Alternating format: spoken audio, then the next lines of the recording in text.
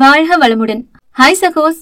இதயம் மீட்டும் மெல்லிசை போல உங்கள் மனதை மயக்க போகும் எழுத்தாளர் தீபா பாபு அவர்களின் கற்பனை சிதறல்களுக்குள் நம் பயணத்தை தொடங்கலாமா? அத்தியாயம் 4. தன் அண்ணி கோபமாக எதை அப்படி இவ்வளவு தீவிரமாக தேடுகிறாள் என்று சுவாதி குழப்பத்துடன் பார்த்திருக்க, வீட்டை சுற்றி வெளிகளை அலையவிட்ட ஸ்ரீநிதி அங்கே ஹாலின் இடதுபுறம் இருந்த கதவின் அமைப்பை கண்டு அதுதான் பால்கனியாக இருக்கும் என்ற முடிவிற்கு வந்து விறுவிறுவென்று அங்கே சென்றவள் கதவை திறந்து வெளியேறி தன் பின்னே அதை அடைத்தும் விட்டாள். அவ்வாறு வேக நடையிட்டு சென்றவளிடம் தென்பட்ட வித்தியாசம் இவள் மனதை உறுத்த, இவளும் மெதுவாக பூனை நடை நடந்து சென்று ஜன்னல் வழியாக அவளை நோட்டமிட்டாள். தனிமையை தேடி சென்ற ஸ்ரீநிதி பொங்கும் எரிமலையின் சீற்றம் முகத்தில் சிறிதும் தனியாமல் உதடுகளை அழுந்து மூடியபடி கைகளை குறுக்கே இறுக கட்டிக்கொண்டு வானை வெறித்தபடி நின்றிருந்தாள். தொடர்ந்து 5 நிமிடங்கள் கவனித்து பார்த்தும் அவள் நின்ற நிலையில் எந்த மாற்றமும் வரவில்லை எனவும், இதற்கு மேல் தான் எதுவும் செய்ய முடியாது, அண்ணனைத்தான் அனுப்ப வேண்டும் என்றும் பெருமூச்செறிந்தபடி அவனிடம் சென்றாள். அங்கே ஸ்ரவணோ அதற்கு மேல் ஆங்காரத்தில் கொதித்துக் கொண்டு இருந்தான். செய்த உதவிக்கு பரிகாரம் என்ற பெயரில் தன்னை கட்டாயப்படுத்தி மணந்து கொண்டதும் இல்லாமல் வந்திருப்பவள் தன்னையும் தன் தங்கையையும் அடக்கி ஆள பார்க்கிறாளே என்கிற ஆத்திரத்தில் தரையை ஓங்கி உதைத்துவிட்டு சீரும் காலையாக நடை பயின்றான். அண்ணா என்றபடி கதவை திறந்து வந்த சுவாதியை கண்டு தன் நடையை நிறுத்தியவன் அவளை கேள்வியாக நோக்கினான். அவனை தயக்கத்துடன் பார்த்தவள் பின் ஏதோ நினைத்தவளாக கதவை சாற்றிவிட்டு அவன் அருகில் வந்தாள். என்னன்னா நீ பாட்டுக்கு அவங்க கிட்ட பட்டு பட்டுன்னு பேசிட்டு வந்துட்ட? என்னதான் அவங்க மேல தப்பு இருந்தாலும் இதுவரை வாழ்ந்த வீட்டை சொந்தங்கள் எல்லாம் விட்டுட்டு உன்னை மட்டும் நம்பி வந்திருக்க பொண்ணுகிட்ட இப்படி எல்லாம் எடுத்தறிஞ்சு பேசிருக்க கூடாது. அவங்க அப்படி பேசினா அது நமக்கு மன கஷ்டம் மட்டும்தான். ஆனா அன்னைக்கு அப்படி இருக்காது, பெரிய தன்மான பிரச்சனையா போயிடும். இப்ப கூட நீ இப்படி பேசிட்டு வந்ததுக்கு அப்புறம் ரொம்ப கோவப்பட்டு நாளையில இருந்து வேலைக்கு போறேன், அதுவரை இந்த வீட்டுல பச்சை தண்ணி கூட குடிக்க மாட்டேன்னு கோச்சுக்கிட்டு போய் பால்கனில நின்னுட்டு இருக்காங்க என்றால் கவலையுடன். சுவாதியின் சொற்களில் உள்ள நியாயம் புரிய தன் தவறை உணர்ந்து அவன் பின்னத்தலையை தடவினான். இத உன் அண்ணிக்கிட்ட சொல்லலாம்ல, இப்பதான் இந்த வீட்டுக்கு வரீங்க, அதுக்குள்ள ஏன் இப்படி அடாவடியா நடந்துக்கிறீங்க, கொஞ்சம் பொறுமையா இருங்கன்னு சொல்ல வேண்டியதானே என்று தங்கையை குறையாக பார்த்தான். ஐயோ நானா? அவங்க கிட்டயா? ஏதோ என்கிட்ட கொஞ்சம் நல்ல விதமா பேசிட்டு இருந்தவங்களையும் சண்டை போட்டு அப்செட் ஆக்கிட்ட. நான் போய் பேச போனாலே உறுத்து பாக்குறாங்க, இதுல அட்வைஸ் வேற செஞ்ச, அவ்வளவுதான் என்று மறுப்பாக தலையசைத்தாள். அதில் கோபம் கொண்டு, யார் வீட்டுக்கு வந்து யார் யார முறைக்கிறது என்று கொந்தளித்த அவனை வேகமாக இடைமறித்த சுவாதி, முதல்ல நீ இந்த மாதிரி பேசுறத நிறுத்து. எப்ப நீ அவங்க கழுத்துல தாலி கட்டினியோ அப்பல இருந்து இந்த வீட்டுல உனக்கு இருக்கிற எல்லா உரிமையும் உன் மனைவிக்கும் இருக்கு. அதனால இது ஏன் வீடு, அவங்க அண்ணியோங்கிற நினைப்ப மொத்தமா அழிச்சிரு என்றால் கண்டிப்புடன்.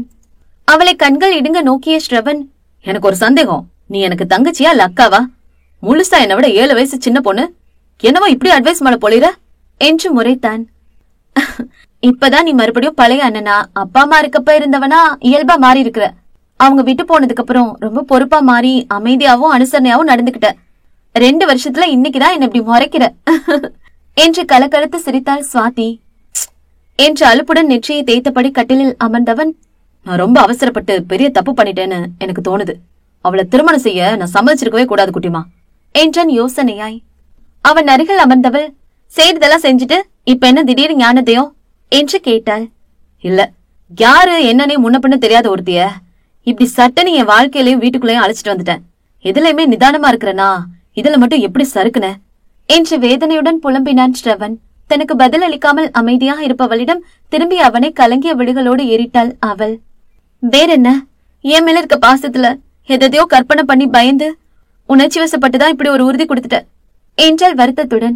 தங்கையின் கைகளை பற்றி கொண்டவன், எஸ், அந்த வார்த்தை தான். நான் உடனே அவளுக்கு சம்மதம் சொல்லனா, அவ உன்னை வாழ்த்துறது போல பேசினா. ஆனா அது எனக்கு நல்லா புரிஞ்சிச்சு. அது பேர் வாழ்த்துல அவ மனசுல இருக்க வெறுப்பு, காழ்ப்புணர்ச்சின்னு. அதுதான் என் மனசு ரொம்ப உலுக்கிருச்சு. உன் வாழ்க்கை நல்லபடியா அமையலனா நிச்சயமா என்னால அதை தாங்கிக்கவே முடியாது. உனக்கு நினைவு இருக்கா, ஒரு முறை நம்ம ஊருக்கு போய் வந்தப்ப அப்பா ஒரு விஷயம் சொன்னாரே, அவரோட ஒண்ணு விட்ட அண்ணன் ஒருத்தரு திருமணத்துக்கு முன்னாடியே ஒரு பொண்ணை காதலிச்சுட்டு கடைசியில வீட்டுல முடிவு செஞ்சுட்டாங்கன்னு அவங்கள கைவிட்டுட்டு பெரிய பெரியம்மாவை கல்யாணம் செஞ்சுக்கிட்டாராமே. அந்த பொண்ணும் இவர்கிட்ட எதுவும் பிரச்சனை பண்ணாம வேதனோட ஊரை விட்டு போயிட்டாங்களாம். அதுக்கப்புறம் பெரியப்பாவோட வாழ்க்கையில நிம்மதிங்கிறதே இல்லாம போயிருச்சு. முதல் பெரியம்மா திடீர்னு ஏதோ நோய்வாய்ப்பட்டு இறந்து போகவும் அவர் மறுமணம் செஞ்சும் வந்து பெரியம்மாவோட நிம்மதியா வாழ முடியாம அவருக்கும் அவர் குடும்பத்தினருக்கும் மாத்தி மாத்தி ஏதாவது நோய் வந்து ஹாஸ்பிட்டலுக்கே அலைஞ்சாங்களாம். பெண் பாவம் பொல்லாது, அதனால்தான் இப்படி ஊர்ல பல பேர் பேசுவாங்க. இதையே நான் உங்களுக்கு சொல்றேன்னா, நம்மால முடிஞ்ச வரைக்கும் யாரோட சாபத்தையும் வாங்கிடக்கூடாது, யாருக்கும் துரோகம் செய்யாம நல்ல முறையில வாழணும். இப்படி அப்பா சொன்னது அந்த நேரத்துல சரியா எனக்கு ஞாபகம் வந்துருச்சு. அவ உன்னை பத்தி சொன்னது என்னவோ உன்னை சபிக்கிறது மாதிரிதான் தோணுச்சு. அதனாலதான் உடனடியா கல்யாணத்துக்கு சம்மதம் சொல்லிட்டேன். ஆனா இப்ப அவகிட்ட நான் இன்னும் கொஞ்சம் தெளிவா பொறுமையா பேசி இத சரி செஞ்சிருக்கலாமோன்னு தோணுது என்று இரு கைகளாலும் தலையை பிடித்துக் கொண்டான். ஆமா, நீ இந்த அளவுக்கு அவசரப்பட்டிருக்க கூடாதா? அட்லீஸ்ட் என்கிட்டயாவது இந்த பிரச்சனையை சொல்லியிருந்தனா நானாவது அவங்க கிட்ட சுமூகமா பேசி எப்படியாவது இதை தடுத்திருப்பேன் என்றாள் சுவாதி. முடிஞ்சு போனதை பத்தி பேசி என்ன பண்றது என்று எழுந்து குறுக்கும் நெடுக்கும் நடந்தான் Shravan. Yes, you are right. இனி முடிஞ்சு போனதை பத்தி பேசி எந்த பிரயோஜனமும் இல்ல. முதல்ல போய் உன் பொண்டாட்டியை சமாதானப்படுத்துற வேலையை பாரு. என்ன, எனக்கு வேற வேலை இல்ல பாரு என்று முகத்தை சொல்லித்தான் அவன். நிச்சயமா இதுதான் இப்ப இருக்கிற உனக்கு முக்கியமான வேலை. Sorry to say this. நீ எனக்காக தான் அண்ணியோட கட்டாயத்துல இந்த அவசர கல்யாணத்தை பண்ணிக்கிட்ட.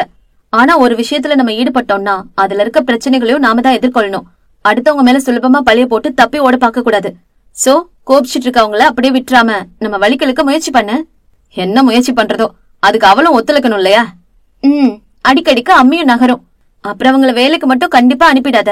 ஏன் என்று புருவங்களை சுருக்கினான் ஸ்ரவன். நீதான் கண்டபடி பேசிட்டு வந்துட்டியே. அண்ணி வேலைக்கு போயிட்டு அவங்களுடைய சம்பாத்தியத்துல சாப்பிட்டாங்கன்னா அப்புறம் எப்படி ஓ மேலையும் இந்த வீட்டு மேலயும் ஒரு ஒட்டுதல் வரும்? இன்னமும் தன்னோட பணம் தான் உரிமைன்னு உறவுல விரிசல் தானே பெருசா வளரும். அதனால அவங்க உன்னோட பணத்துல உடுத்தி வாழ்ந்தாதான் அவங்களே அறியாம நம்ம மேல ஒரு உரிமையும் பாசமும் தோணும். அண்ணி நம்மள புரிஞ்சுக்கிற வரைக்குமாவது அவங்கள வேலைக்கு விடக்கூடாது. ஷப்பா, எப்படித்தான் அப்படி எல்லாம் யோசிப்பியோ? அம்மா அப்பா கிட்ட சவால் வர்றது மாதிரி குடும்ப சாம்ராஜ்யத்துல மட்டும் ஆண்களால பெண்களை ஜெயிக்கவே முடியாது போல என்று மலைத்தான். ஆமா, அதனாலதான் உன் பொண்டாட்டிய நல்ல கைக்குள்ள போட்டுக்க என்று கண் சிமிட்டினாள். ஐயோ சுவாதி, ஏமா அப்படி என்ன வெறுப்பேத்துற? அவ அங்க அப்படி கொதிச்சிட்டு இருக்கா. நான் வேற அவளை எப்படி சமாளிக்க போறேன்னு தெரியல. பக்கா சம்சாரியாக மாறி தனக்குள் புலம்பிக் கொண்டு செல்லும் அண்ணனை பார்த்து முறுவளித்தவள் சட்டென்று நினைவு வந்தவளாக முகம் மாறினாள். அண்ணா என ஸ்ரவனை வேகமாக நெருங்கியவள், உன்கிட்ட ஒன்னு கேட்கணும்னு நினைச்சேன், மறந்துட்டேன் என்றாள். என்னம்மா? அதை அவனிடம் எப்படி கேட்பது என்று சங்கட்டமாக உணர்ந்தவள் சற்று தயங்கிவிட்டு பிறகு தன் சந்தேகத்தை வெளியிட்டாள். அப்படியா? எனக்கு தெரியாதே என்று சின்ன திகைப்புடன் தங்கையை பார்த்தவன் பின் அலட்சியமாக தோள்களை குலுக்கி, எது எப்படினாலும் சரி, நடந்ததை நீ மாத்த முடியாது. இருக்கிற நிலையை அப்படியே ஏத்துக்க வேண்டியதுதான் என அமைதியாக வெளியேறினான். அண்ணனின் குணத்தில் திருப்தி அடைந்தவள், சரி நீ அன்னிக்கிட்ட பேசி கூட்டிட்டு வா, நான் அதுக்குள்ள டிஃபன் செஞ்சிடறேன் என்று சமையலறை பக்கம் சென்றாள். விறுவிறுவென்று பால்கனி வரை கால்கள் சென்றாலும் கதவை திறக்க மறுத்து கரங்கள் தர்ணா செய்ய தாலி கட்டி அழைத்து வந்திருக்கும் மனைவி என்ன சொல்வாளோ என்ன செய்வாளோ என்று தயக்கத்துடன் தங்கையைப் போலவே அவளின் நிலை அறிய மெதுவாக ஜன்னலை எட்டி பார்த்தான் ஸ்ரவன். இன்னமும் சுவாதி பார்த்து சென்ற நிலையிலேயே நின்றிருந்தவளின் வழிகளில் சீற்றம் மட்டும் லேசாக மட்டுப்பட்டு முகம் கல்லாக இறுகி கிடந்தது. உள்ளுக்குள் பெருமூச்சு எழுவதை தடுக்க இயலாதவன், இதுக்குதான் எந்த ஒரு விஷயத்தையும் அவசரப்பட்டு செய்யாம நிதானமா செய்யணும்னு பெரியவங்க 1000 முறை சொல்வாங்க. நாம எங்க அதெல்லாம் கேட்டா தானே? கல்யாணத்தை இப்படி பொறுப்பு இல்லாம நடத்திட்டனே. இவ யாரு? எந்த தைரியத்துல முன்ன பின்ன தெரியாத என்ன நம்பி கல்யாணம் பண்ணிட்டு பிறந்த வீட்டையும் விட்டுட்டு இங்க வந்து நிக்கிறா என்று அவளையே பார்த்தபடி நின்றிருந்தான். அந்த அமைதியான நேரத்தில் திடீரென்று சுவாதி மிக்சி போடவும் திடுக்கிட்டு விழித்தவன் சமையலறையை எட்டி பார்த்துவிட்டு யோசனையோடு கதவை திறந்தான். அவனின் அரவம் உணர்ந்து திரும்பி பார்த்த ஸ்ரீநிதியின் முகத்தில் இன்னமும் இறுக்கம் கூடியது. விழிகளில் பரவிய எரிச்சலுடன் வெடுக்கென்று மறுபுறம் திரும்பிய அவளை ஆயாசமாக நோக்கியவன் அருகில் சென்று நின்றான். அவள் முகம் காண சில நிமிடங்களுக்கு தவம் மேற்கொண்டவன் அது நடவாதென புரியவும் தானே பேச்சை துவங்கினான். சுவாதிட்ட நீ வேலைக்கு போறதா சொன்னியாமே, அதெல்லாம் எதுவும் வேணாம், நீ வீட்ல இரு என்றான் ஸ்ரவன் நேரடியாக. ஏன்?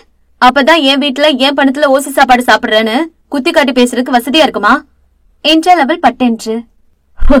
என்று உதட்டை குவித்து தன் ஆற்றாமையை காற்றாக ஊதி வெளியேற்றியவன், இங்க பாரு, நானும் மனுஷன்தான், எல்லாத்தையும் திறந்து புத்தரோ சித்தரோ கிடையாது.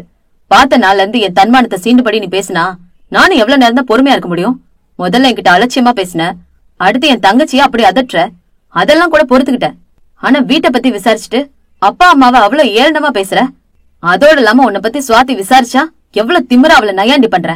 நீ என்ன செஞ்சாலும் அதெல்லாம் பாத்துக்கிட்டு பொறுமையா நல்லா இருக்க முடியாது. எனக்கும் தன்மானம் இருக்கு, எனக்கும் கோபம் வரும். எல்லா நேரமும் அமைதியா வேடிக்கை பார்த்துட்டு இருக்க மாட்டேன்.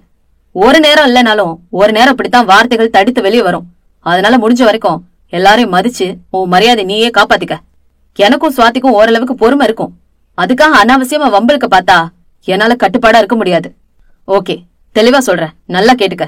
நீ பேசினதுக்கு பதில் தான் நான் பேசினே தவிர உன்னை அவமானப்படுத்தணுங்கிற எண்ணம் எனக்கு கொஞ்சமும் இல்ல. நான் ஏற்கனவே கல்யாணத்துக்கு முன்னாடி சொன்னது போல எனக்கு வரதட்சணையோ தேவையில்ல, மனைவிய வேலைக்கு அனுப்பிதான் சாப்பாடு போட முடியுங்கிற நிலையும் இங்க இல்ல. அதுக்காக உன்னை வீட்லயே அடக்கி வைக்கணும்னு நான் நினைக்கல. ஏதோ ஒரு அவசரத்துல ஒருத்தர் பத்தி ஒருத்தர் தெரிஞ்சுக்காமலே நம்மளோட கல்யாணம் வேகமா முடிஞ்சிருச்சு. இனிமேலாவது ஒரே குடும்பமா வாழ போறோம். நம்மள பத்தி ஓரளவு புரிஞ்சுக்க முயற்சி பண்ணுவோம். சுவாதிக்கும் இப்பதான் படிப்பு முடிச்சு வீட்டுல தனியா இருக்கா.